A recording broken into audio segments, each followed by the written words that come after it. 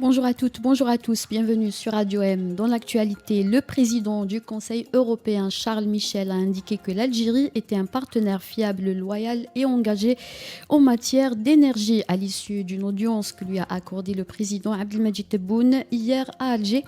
Le responsable européen a affirmé avoir eu un entretien extrêmement fructueux, tourné vers l'avenir avec le président Tebboune, notamment en ce qui concerne les relations entre l'Algérie et l'Union européenne.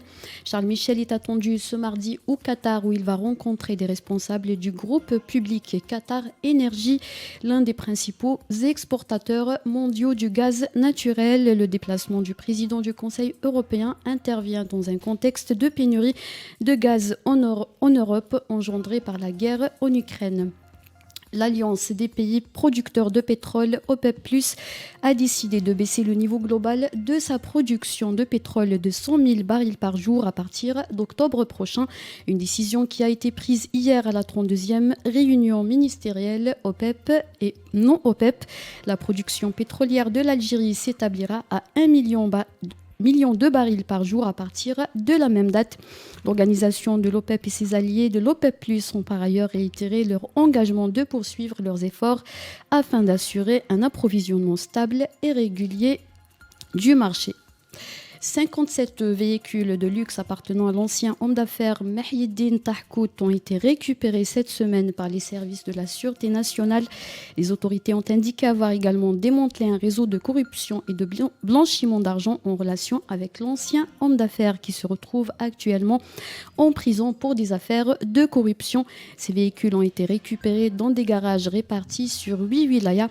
Leur valeur est estimée à près de 200 milliards de centimes. Au total, 507 véhicules appartenant à Mahieddine Tahkout ont été récupérés depuis l'ouverture d'une enquête sur ces biens cachés. Le ministère des Affaires étrangères de l'entité israélienne aurait ouvert une enquête sur des soupçons concernant la mission diplomatique de Tel Aviv au Maroc.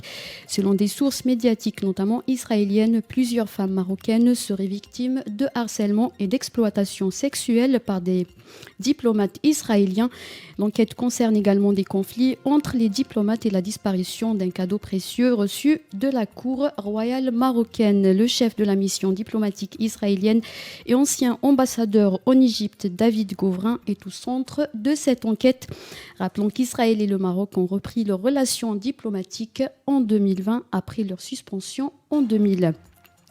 La sélection algérienne de football des moins de 17 ans s'est qualifiée en finale de la Coupe arabe après sa victoire face à son homologue saoudienne hier au stade Abdelkarim Kaloum de Sig de Mascara. Les Verts affronteront en finale jeudi prochain le vainqueur du match Yémen-Maroc. C'était la dernière information. On se retrouve tout à l'heure pour un autre flash.